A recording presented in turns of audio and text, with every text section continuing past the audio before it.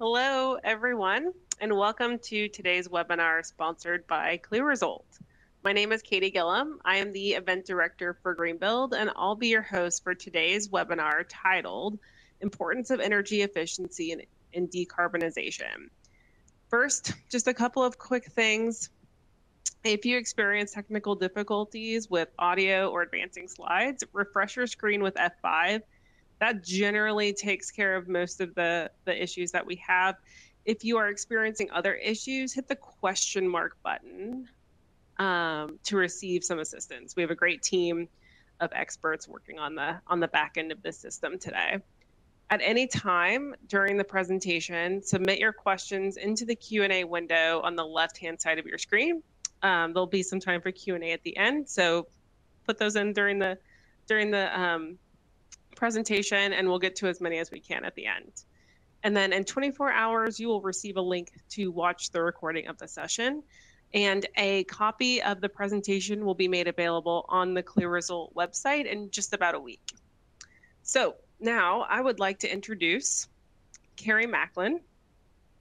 So Carrie is the Vice President of SEM and Global Consulting Practice for CLEAResult, and she is our sole presenter today. So she's going to be spending the next hour with us. So I will pass it on over to her to get started. Off to you, Carrie. Great, thank you. I appreciate it. Yes, so you get to hear from me for the next, we'll say 45 minutes or so, and then I would love to get questions and answer questions from you all. I'm really excited to kind of go through this topic of energy efficiency and why it's important to our decarbonization journey. So just to kick us off, I wanted everyone to know who CLEAResult is. We are the largest provider of energy conservation solutions in North America. So we're about 2,400 employees across the U.S. and Canada, and probably our most important, we'll say not most important, but our technical expertise is where we are focused, especially. So you can see on the side that we have about 200 technical experts. And that includes a number of energy engineers, which have very specific expertise that lead to our decarbonization solutions. Things like retrocommissioning, HVAC, compressed air, refrigeration, advanced lighting, oil and gas.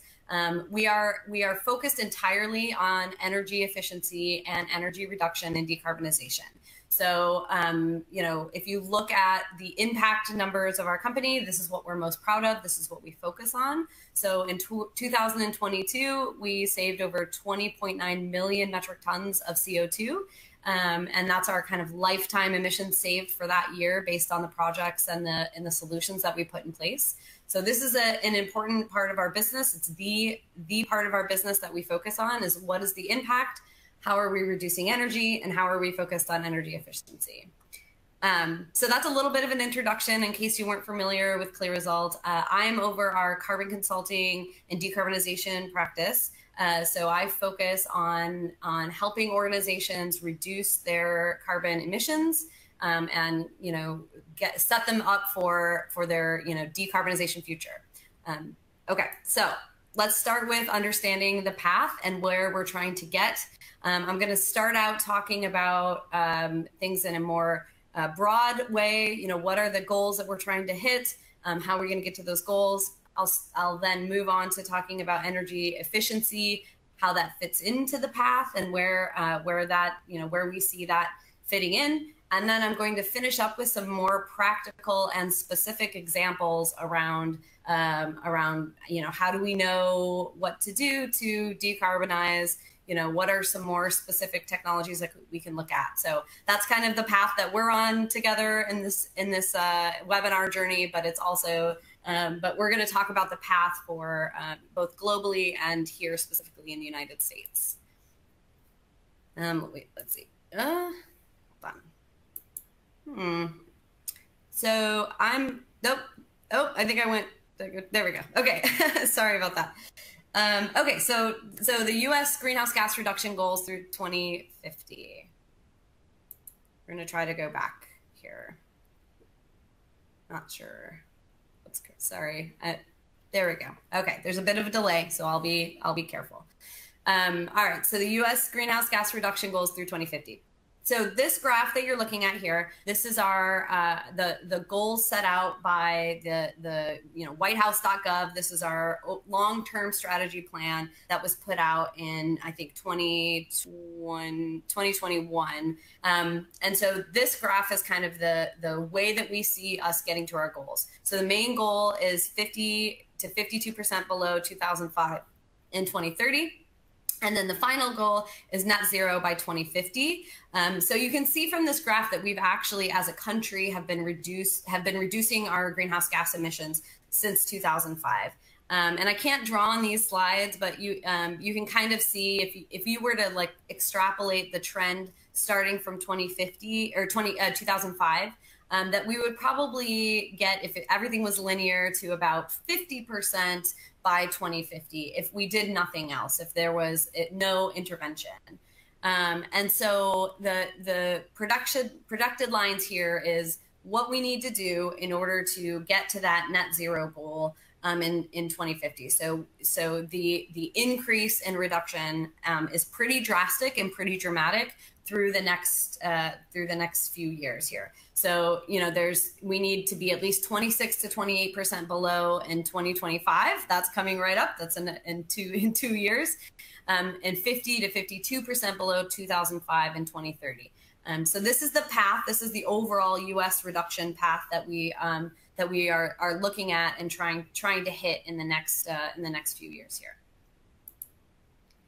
And when I think about greenhouse gas reduction, I always go back to this graph. This is probably my favorite graph that exists on greenhouse gas reduction. So this is coming out of Our World in Data, and this shows you the global greenhouse gas emissions across the entire globe. And the way that this is broke out, you can see how important energy is to the emissions. So energy is coming in at about 73.2% of the global emissions are coming from energy. There's a lot of delineation within that. You can see kind of it's broken out by energy use in industry, energy use in transportation, in buildings, and then there's other kind of fuel and fugitive emissions in that. This is all around energy and energy use. So this graph really shows that energy is by far the largest slice of greenhouse gas emissions. So if we are looking to reduce our greenhouse gas emissions, we are looking to reduce our energy use and both reduce our energy use and also reduce the carbon associated with the energy that we're using.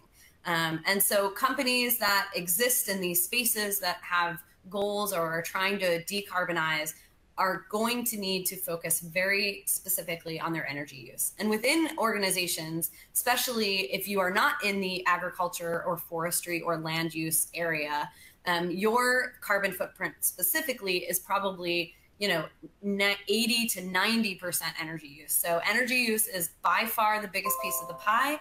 It's the most important piece that we need to focus on. And therefore, when we're looking at a decarbonization journey, we should be really, really focused on energy. So one question that comes up a lot is, where does energy efficiency fit into that strategy and into the decarbonization strategy? So one thing I always like to say is that energy efficiency has actually already helped. So when we looked at that graph in the beginning, since 2005, you saw that the energy use or the greenhouse gas emissions have been reducing in the US. Globally, that is not the case. Obviously, the greenhouse gas emissions are increasing globally, but the greenhouse gas emissions from the energy supply is actually it's still increasing, but the growth of that greenhouse gas emissions has actually decreased. So it used to be growing at 2.3% between 2000 and 2009. And now from 2009 till present, it's only growing at 1%. So I know this is a little bit of a nuance, but basically it's growing, but it's not growing quite as fast as it was growing between 2000 and 2009. And so if you look at the IPCC Mitigation of Climate Change report in 2022 that was released, they attribute the slowing of growth to both energy efficiency and the reductions in carbon intensity of energy supply. So it's kind of coupled together, but energy efficiency is one of the main elements to why our growth in greenhouse gas emissions from the energy supply is actually decreasing presently. So what conclusion can we draw from this data? Mostly that energy efficiency has helped make things a little less bad, right? Still bad, but still a little less bad than it was before. But the point is that energy efficiency can help, and it can help this this big problem that we're running into. And kind of further evidence of this is that energy efficiency is a very important piece of the puzzle. Is this kind of waterfall graph that comes from that same report as our long-term strategy graph that we were looking at earlier. And this waterfall really shows how the US thinks that we are going to get to that net zero goal. So each one of these different colors represents different aspects of decarbonization, right? There's energy efficiency, there's decarbonization of the electricity grid, there's energy transition. And so these aspects of the journey are considered very important pieces. And so this, like, I don't know if it looks like it's maybe brown or like a yellowish color. That's the energy efficiency piece, which looks like it's about 15 to 20% of the overall decarbonization goal. And that also really, I think energy efficiency affects all the other aspects of this waterfall graph as well. So the less energy you use, the less energy transition is needed, the less electrification is needed. So if you are using less energy, your the path to net zero is that much easier. And this graph that we're looking at, this waterfall graph, the categories of that graph really align very closely with the advice that we give, that I give to our clients across the board around how we're going to decarbonize facilities. So you can kind of see that there's, energy efficiency, operations and maintenance, renewable energy, electrifications, and fugitive emissions. That aligns very specifically with that waterfall graph on the side.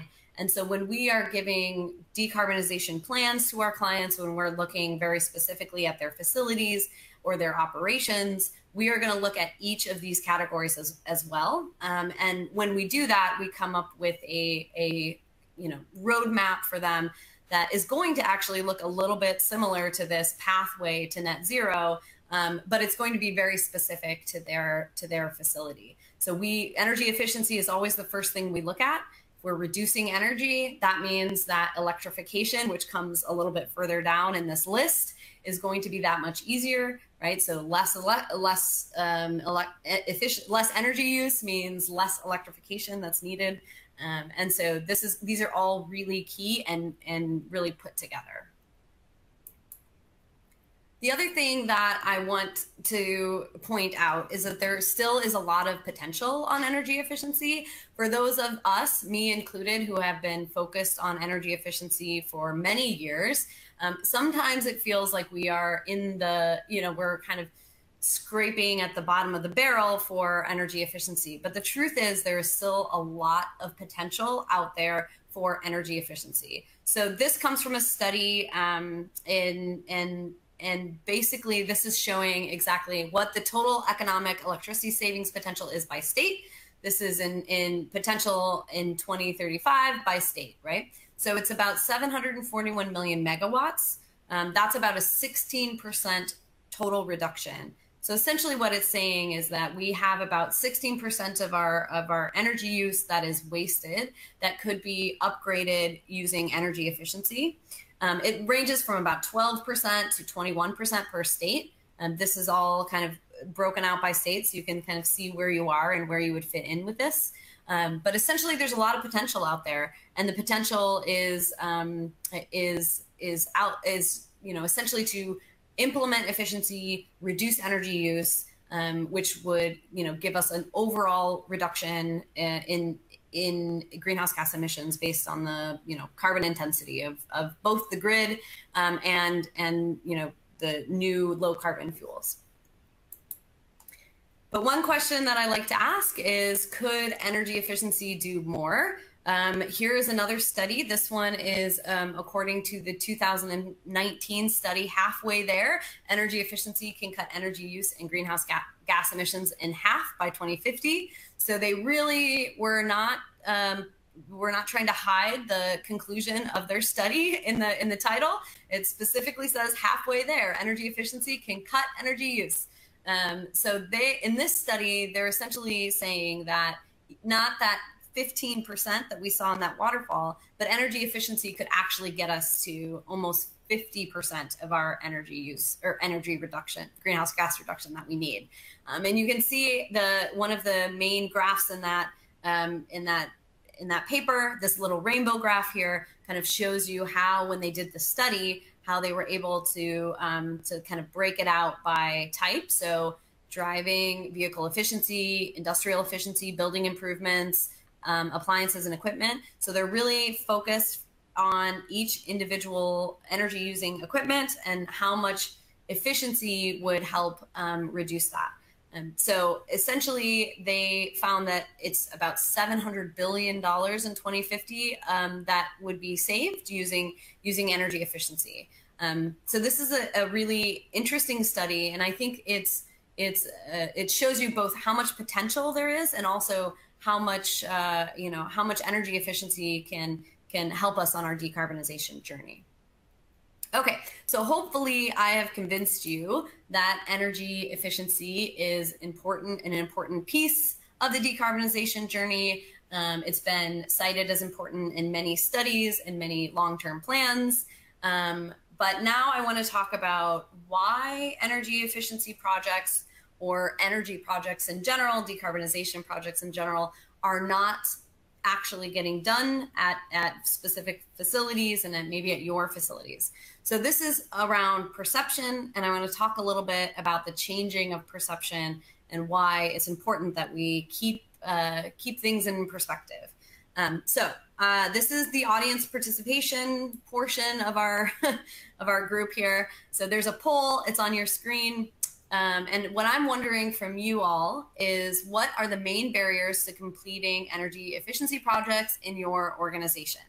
So what you can do is you can go through and find which one you think is most resonates with you. So upfront costs are the constraint, time commitments, low priority for senior management, no plans or incomplete plans, behavioral changes, concerns about efficient equipment performance, or old equipment is still working. And just go ahead and click that button.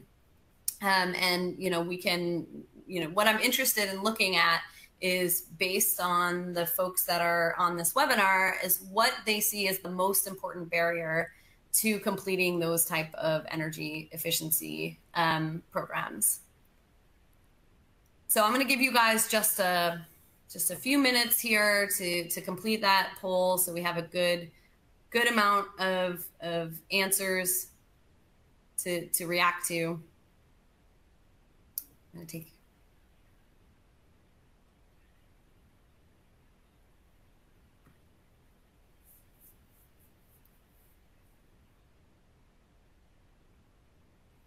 Okay. All right, it's looking good. All right, we're gonna move on. We'll see what the response looks like. Okay. All right, so clear winner looks like the upfront costs and budget constraints. We all understand that when we're creating budgets, and a lot of times the projects that are funded are not necessarily the project that are very specifically energy efficiency projects. And if I were to rank these, it looks like low priority for senior management and behavioral changes are hard to implement are also in that realm. And then maybe no plan or incomplete plan. And then kind of bringing up the rear is time commitment and concerns about efficient equipment performance. So great. So budget constraints, upfront costs being the #1 reason, at least in this poll, for what the main barriers are to energy efficiency projects. So what I'm going to do is I'm actually going to go through these examples. We'll talk about the budget constraints. The first one actually is talking about the no plan or incomplete plan, but we'll kind of talk about each one of these barriers and then sort of, how we can overcome them or what some of the changing of perceptions are around these barriers. Okay, so the first thing is we don't really understand the opportunities. So this is, you have a facility, you don't know what you don't know. How do we get to a decarbonized facility?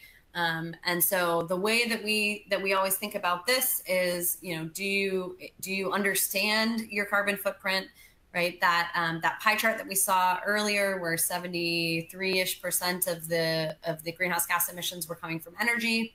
Though that 73% is a different number in your specific organization. So understanding that footprint, what the percentage is for each kind of greenhouse gas emitting piece of your business is an important first step to understanding what the opportunities are. And then within the pie, which part of the pie should you focus on? So that's that outer ring in that pie chart where you see like, oh, it's the buildings or it's the transportation. That's going to help you understand where the focus should be. And then which order you should implement your opportunities come down to ease of impact or amount of impact and ease of implementation. So first thing is to look at the footprint, create a list of opportunities, and then prioritize that list based on ease of implementation and impact. And this is something that we do for our clients all the time, especially if their core business isn't energy like ours is. So if they're, kind of looking at the business and trying to figure out how to prioritize, this is something that we look at that list and figure out what's going to be most important. So understanding the opportunities is an important piece.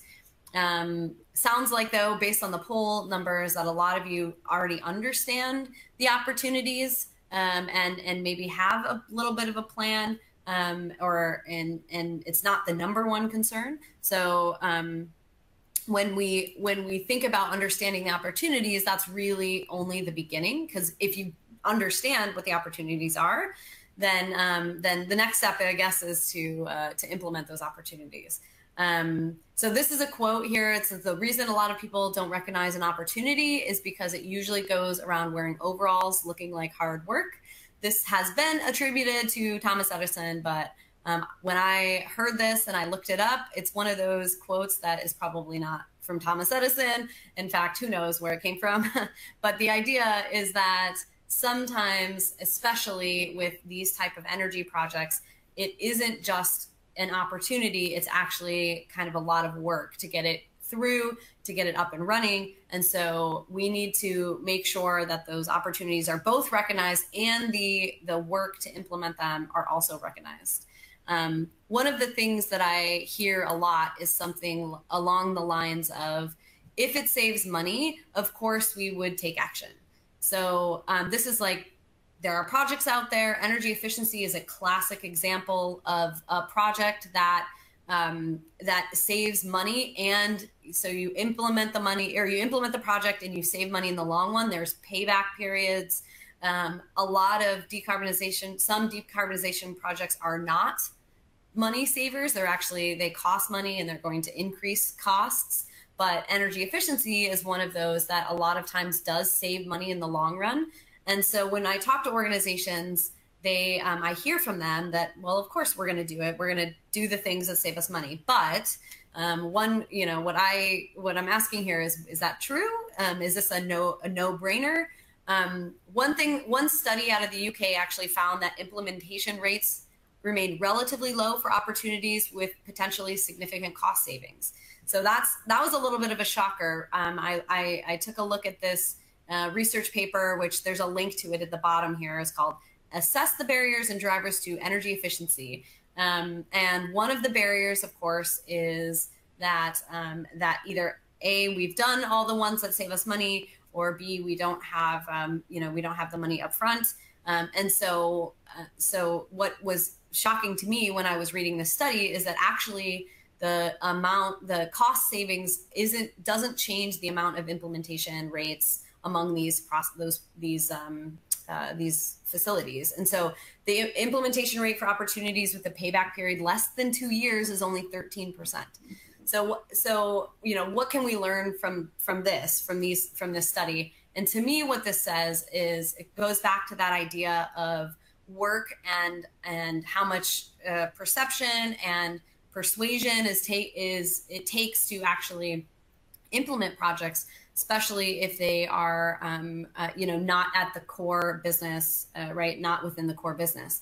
And so the fact that only 13% of the implementation or of the projects that have only a 2-year payback are actually implemented is kind of shocking. And so it really goes to show, again, back to that potential. There's a lot of potential. There's a lot of projects out there. And not only that, but those projects are going to make your business more profitable and cost less. And still, it takes very intentional effort to put those projects in place. The other thing that's true is the process takes management and measurement, right? So this is directly related to this idea that even if a project is really good, has money, saves money, will save money over the long run, it doesn't necessarily mean it's going to happen. So most organizations focusing on whatever business is their core business. And of course, that's what they should be focusing on.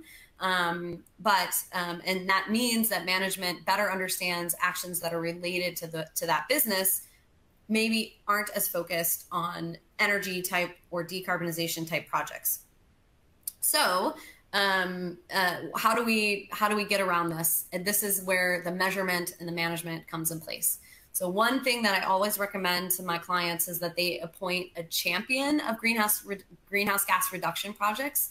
That ensures that there is somebody whose job description it is to make sure those projects get the proper attention, make sure that there's executive support for those energy efficiency projects. A lot of organizations I work with, they have support. The executives are supportive of it, but it's not something that they're regularly looking at. It's not part of their, everyday discussions. And so making sure that the support exists and that there's a champion that's focused on that is extremely important to getting those projects through.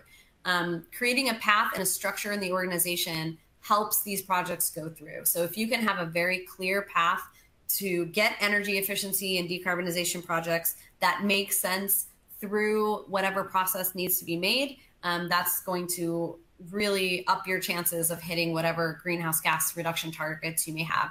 And then finally, measuring success is so important because you want to show and share how much has been accomplished. And that's true for communication, not just externally, but internally. The more that you communicate your success, the more likely it is that your next project is going to get done as well.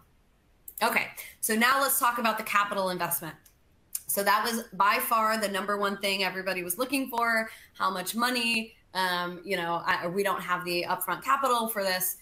So there's a couple of perceptions here. The first is that many of the identified improvements in energy efficiency and decarbonization actually don't take a lot of capital. It's about 30% of all identified improvement projects are actually not capital intense.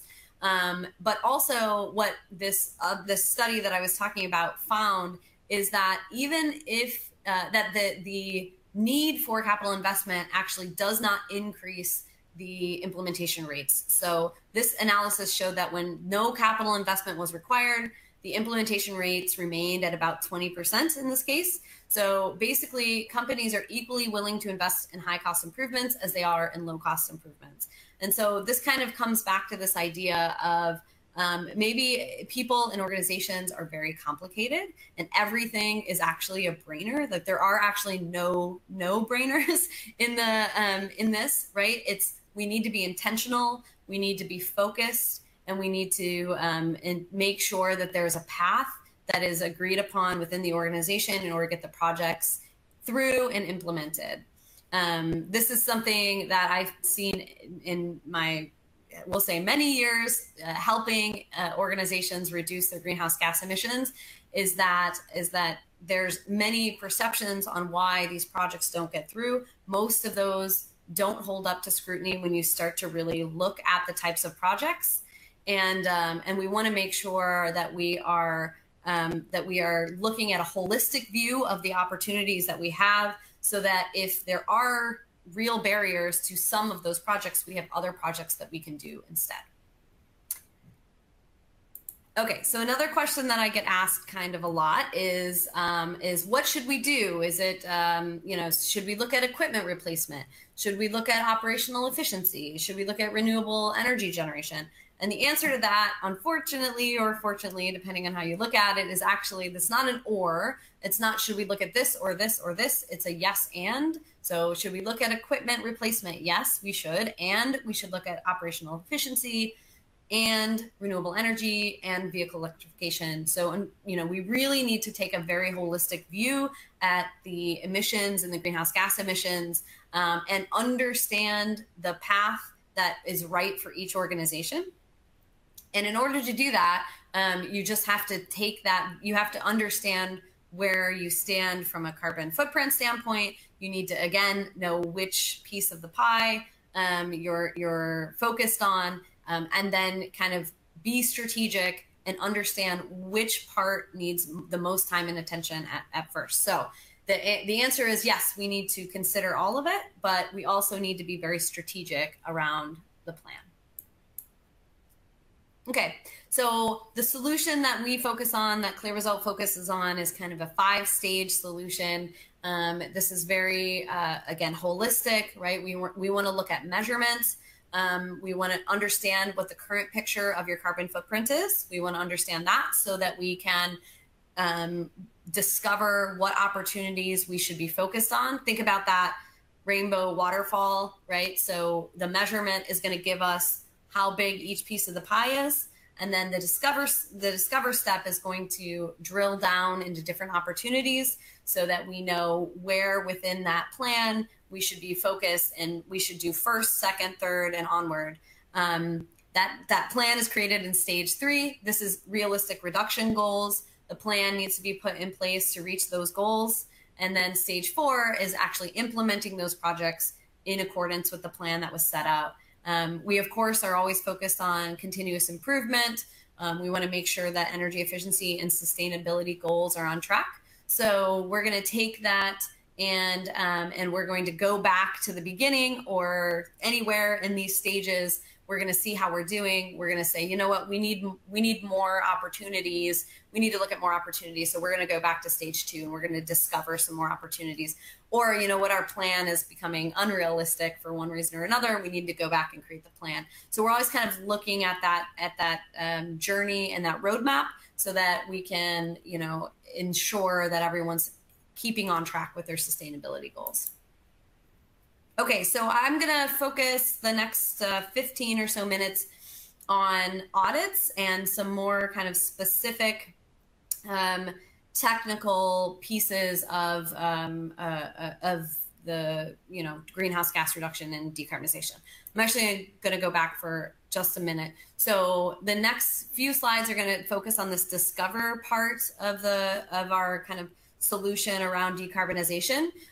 So assuming that you have a good sense of where your energy is going, where your greenhouse gas emissions are focused, and then the next piece is, okay, what are we going to do to discover? If we find that one of the main places where you have decarbonization, where you need focus on decarbonization is in your facilities, then we're going to probably recommend something like an energy audit. So let's talk about that for a second. So an energy audit, why are they important and what do they do? So the next slides are going to really go into some detail around audits, but essentially the reason why we focus on audits and why we have audits is because we are searching for those opportunities. So about 1/3 or more of the energy used in buildings is wasted. So this kind of goes back to some of those slides I showed you where what is the potential? What's the energy efficiency potential? That's about $150 billion annually of wasted energy through facilities, through buildings. And that is a very quantifiable cost. So based on that waste analysis, you can see that reducing or increasing your energy efficiency can save you about $60 per square foot on operations and maintenance expenses. This is even outside of energy and greenhouse gases. It's just the maintenance and operations expenses. 50 cents per square foot can be saved on janitorial expenses, and then 53 cents per square foot is on utility expenses. So that's, you know, reducing your electricity or natural gas usage. So it's real cost savings. And if you have facilities or you're focused on facilities, you can use this as a rule of thumb as to how much energy efficiency could save you annually on your on these costs that you have. So one thing that we in the business and the industry talk about a lot is ASHRAE. Probably a lot of you on this webinar already know what ASHRAE is, but sometimes I get the question, who or what is ASHRAE? So this is the American Society of Heating, Refrigeration, and Air Conditioning Engineers. They focus on building systems, energy efficiency, indoor air quality, and sustainability. At CLEAResult and in my organization, we do a lot of energy audits and creating opportunities, registers and plans for people. And therefore, we use ASHRAE as a good standard to you know, show how deeply we're going to go into our technical audits. And so these ASHRAE standards are open for everyone to see, and they are a good way to kind of delineate between how detailed an audit is going to be. So I'm going to talk a little bit about the different types of audits, the ASHRAE audits. So the ASHRAE, so they have their audit standards set out in 4 different buckets. There's the benchmarking, level 1 audit, level 2 audit, and level 3 audit. And even though this is going down and not up, I guess this is like, how deep are we going in our details in our audits? So on the benchmarking piece, right, we are only going to be kind of taking a surface level view of how much energy is being used at your building. We'll calculate the energy use index. We will compare your use to similar buildings. We'll identify potential energy savings. And then on down to the level 1 audit, that's where we get kind of high level project costs. We will look at your whole facility or very specific systems. We'll review historical building data and rates. We will create something that should get stakeholders interested. So if you're really just in the beginning of your journey and you don't really even know what projects or what changes need to be made, that level 1 audit is going to give you kind of, you know, a lot of variety, but not a lot of depth. As you go down in level 2, so your level 2 is going to be a little bit deeper. That's going to give you very detailed project costs. It'll give you energy savings and incentive analysis. There's metered data that is created or collected for the analysis in that level. You'll have an energy use breakdown for that level 2.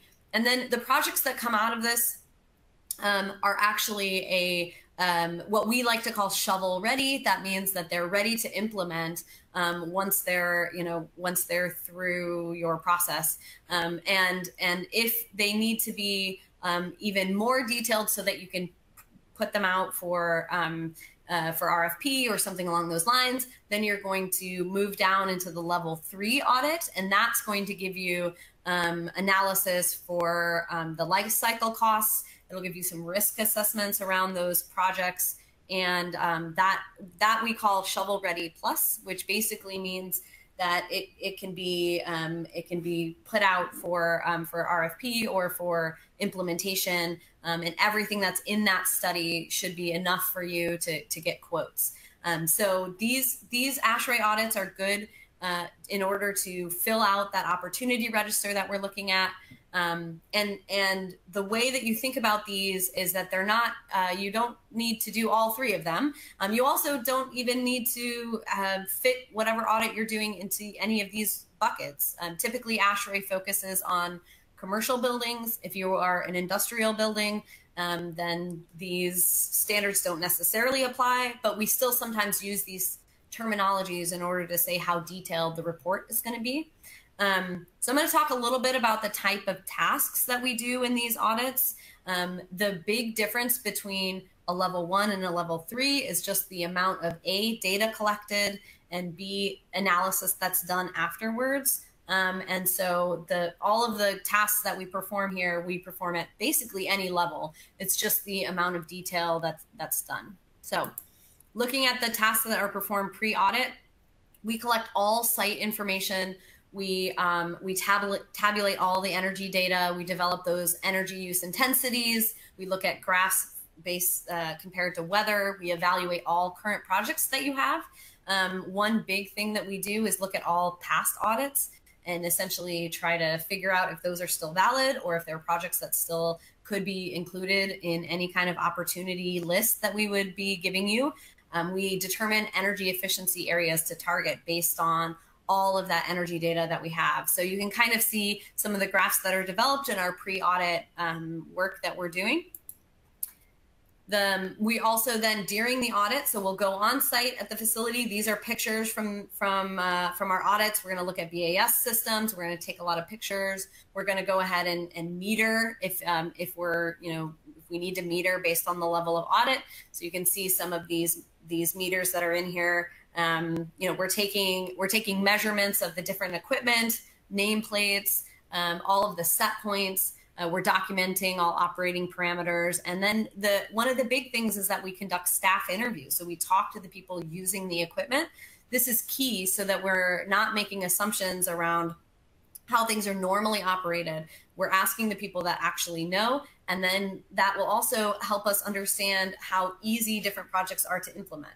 So if there are pieces of equipment that historically have been so challenging, it's good for us to know that.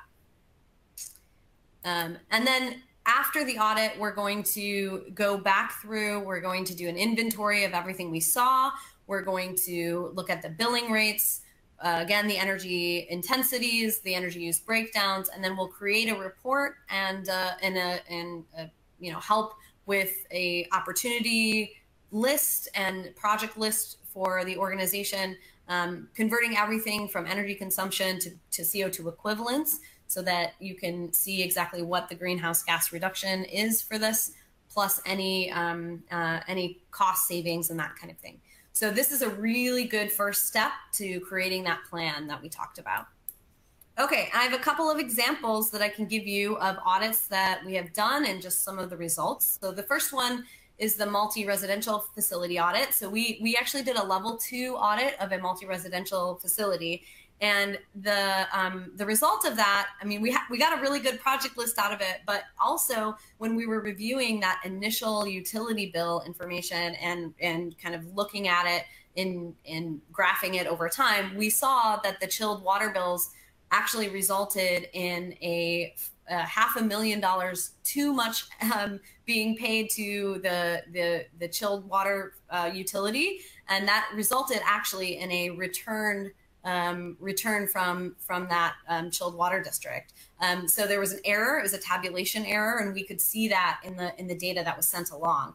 And so we also showed that there were other opportunities that resulted in kind of seasonal lockout measures that we could do so that there wasn't as much simultaneous heating and cooling. And so this audit by itself, all it was an audit, and it was able to really return more than $500,000 to the facility that we audited. So that doesn't happen every time, but it just shows you when you have an energy expert looking at the bills and at the data, we can see when things are really out of whack. And if that's not your everyday job, it's sometimes not as obvious.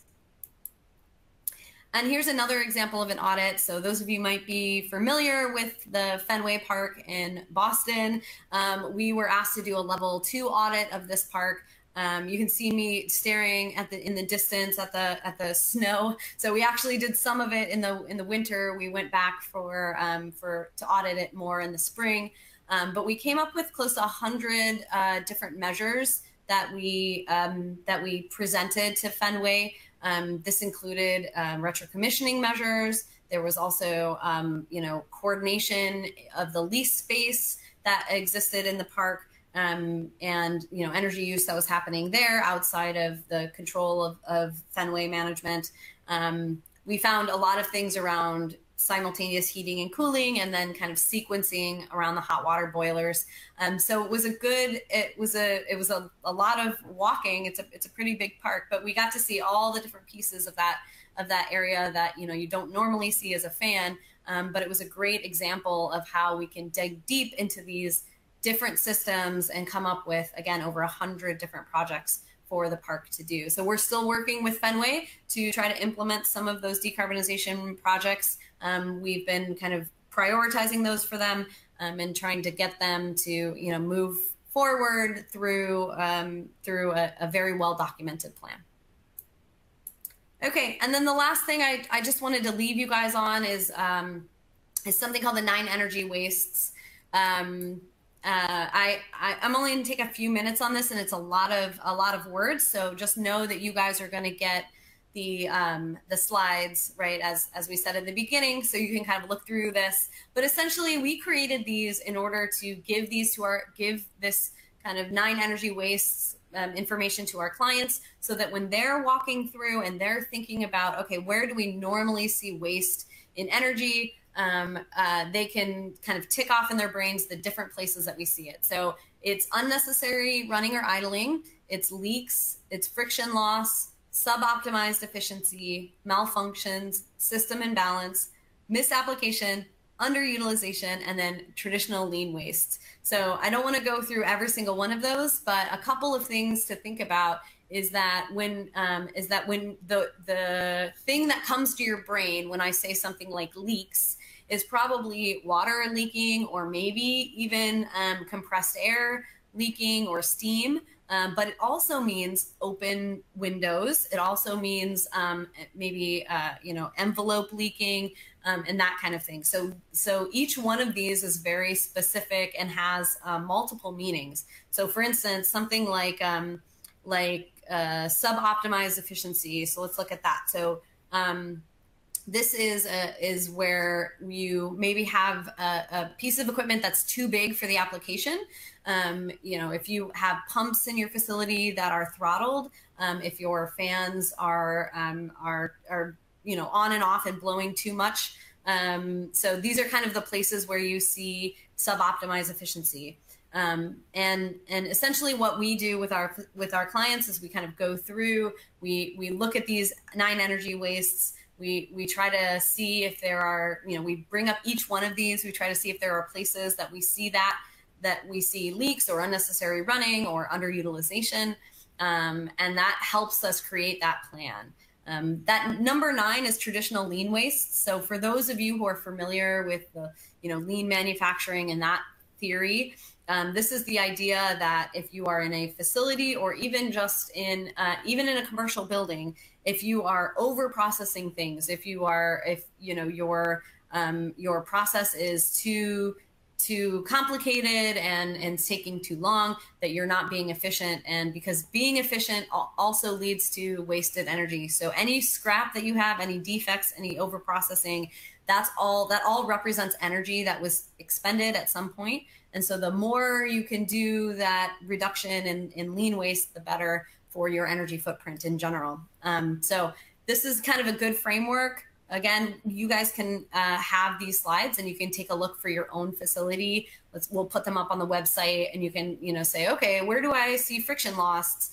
This can, or where is there a misapplication? And so there's more details around that as well. But so that's what I wanted to go over with you. Thank you all for paying attention. And I'll turn it back over for questions. Yeah, thanks so much, Carrie. I will say I went to Boston University, and I lived right next to Fenway Park. It's a beautiful, beautiful stadium. The snow on the ground is why I no longer live in Boston. Yes, but it's a wonderful thing. It was a little cold. It was a little cold when we were there, but we actually did get to go back in the spring. And part of why we actually were there in the winter is because it's helpful for us to see the facilities in a number of different states. So in the winter, at that time, Fenway was basically shut down. They still had tours and things, but there was nothing actually happening there. So we went back in the spring when there was a lot happening, when baseball was going, so that we could see the building in both states. Yeah, it's great. It's a lot of Boston's a great city. Yeah. So you have a lot of questions to get to. So and we've got about 10 minutes before we wrap up here. So let me go ahead and jump in. So one of the questions was, what kind of federal funding is available for efficiency projects, and how difficult is it to obtain? Yeah, that's a pretty big question. The truth is there is a lot of funding. So so I know the question is asking about federal funding, but there is a lot of funding available in lots of different places. And so federal funding is one example, and that depending on facilities, which facility we're talking about, like which client I'm working with, different federal funding applies. So the federal funding tends to be very specific, right? It's like, okay, the DOE has $80 million in funding, and it's specifically for small to medium manufacturing facilities, right? So it's like, okay, you've got to tick the boxes to know which type of funding is available and which type of funding you can qualify for. And so this is actually something we do for our clients all the time, especially for clients that have facilities across many locations, because there's also utility incentives that exist in many locations. There's state funding. We're working very closely with the state of Colorado on a lot of their grant funding that they have coming out for decarbonization and for other pieces. So each state has it. We're working with California and a lot of other states as well. So states have it. Sometimes even individual municipalities will have funding that is available. The question on how difficult it is to obtain, it's about as difficult as it is to let's say just like fill in very specific forms. I wouldn't say it's difficult, but it is kind of time consuming. This is actually a function that we provide a lot to our clients, which is like, all right, we'll find all the grants that you are able to apply for. We will help you apply for those grants so that we can get funding for the projects, especially bigger projects. But yeah, it's kind of a hard question to answer depending on the specifics. But just know that there is a lot of funding that exists, and those organizations that are kind of quick and have a good set of projects to implement are the ones that are going to get those fundings. Those ASHRAE audits that we talked about, many of them we are doing specifically so that we can apply for grants or incentives. Yeah, it'd be great if there was like just one big database, right? You could say, I am working on this project in this place, and these are all the grants that are available. So. It would be. And the problem is like the communication around all the different municipalities and federal and state and everything else is, there's not one great, repository for everything. So we at CLEAResult do keep track of all of those things and try as we might to find all of the types of funding for each individual facility. But it's not as easy as just like, oh, I'm here, so I'm going to, there's a place to go or a website to look at. Right. What GHG accounting tool does your team use? Yeah, so we have a greenhouse gas accounting tool that is proprietary to CLEAResult. It's called Atlas Carbon. And it is the way that we do all of our carbon footprints for our clients.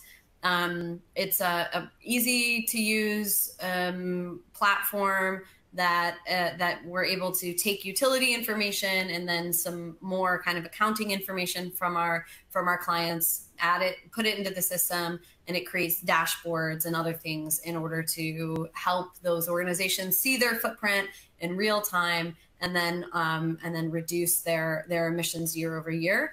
It's also a platform that allows a reporting feature that adheres with all the reporting requirements and some of the reporting requirements that have been proposed through the SEC and other places. So for investment and that kind of stuff. So yeah, we use our own proprietary tool. But there are a lot of tools out there as well. And also, I think a lot of organizations start out just with a spreadsheet and putting together their footprint in a spreadsheet. But yeah, we jumped straight to the kind of web-based tool. Okay. This one is a bit of a long one. Is CLEAResult performing retro commissioning as part of their services to get boots on the ground and figure out what the inefficiency are in the MEP or mechanical, electrical, plumbing systems in the building? Yes. Yes. So yeah, retro commissioning is a big part of what we're looking at.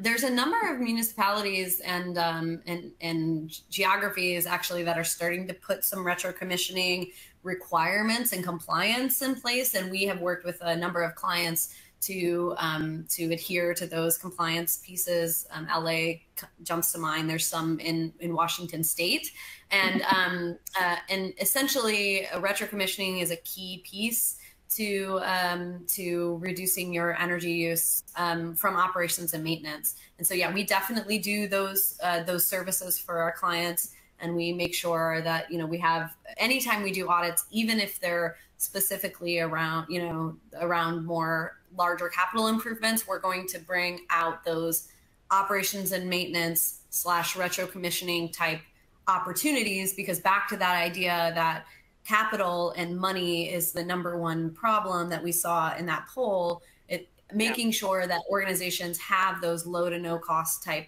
operations opportunities in front of them is a key to making progress right now, so that once the capital exists or is in the plan, that you can essentially be ready and already start down that decarbonization journey. That's great advice. As a sustainability consultant working with commercial buildings, what's the most effective approach to establish a partnership with CLEAResult to help clients in their journey towards greening their buildings? Good question. Oh, well, I guess just call me. Yeah. Yeah, I mean, we operate in across the U.S. and Canada. Yeah, we're happy. We're always having partnership conversations. We're always trying to, we work with a lot of property management companies in order to help provide the type of services, the decarbonization services and sustainability services to their clients, for sure. I just put up the information slide just to have it before we wrap up here, because I think we have time for probably one more question and then we'll wrap up, but just so that it's up there. And then, so this is the last one. After you develop the plan with the client, what are the services you provide to help the client implement those items? Do you have engineers who execute the projects or work with other engineering firms? Yeah, so we have engineers that essentially bring us all the way up to the actual implementation of the projects. We also have a design build team that can take from that piece. So once the project is fully developed to then implementation of those projects. So that design build team will help manage and actually implement the projects as they come up. So we really focus on beginning to end, helping these organizations create their roadmap, and then of course making sure that roadmap is implemented. So we can turnkey, we can do it all, or whatever is needed specifically for that particular client. But yeah, it can be managed from beginning to end. Great. Well, yeah. We had a lot of questions that we didn't get to. We'll send them off to you all. And again, the slides will be available up on the CLEAResult website in the next few days. And then you'll get a recording of this as well. And the contact information for CLEAResult is there on the slide. So if you have any more questions for Carrie and her team, I'm certain they'll be happy to reach out to you. Thank you all. We had a ton of questions come in there at the end here. So that's great. And yeah, we'll go through them. We'll make sure that we get answers to those questions. Yeah, great. It's amazing. So thank you all for joining us today. thank you for your engagement here. Carrie, thank you for a wonderful presentation. It's always remarkable when someone can hold the whole webinar themselves, and you did a fabulous job. So thank you very much. And on behalf of Greenbuild and CLEAResult, we want to thank you for joining, and we will see you on the next one. So thank you very much. Bye, thank you.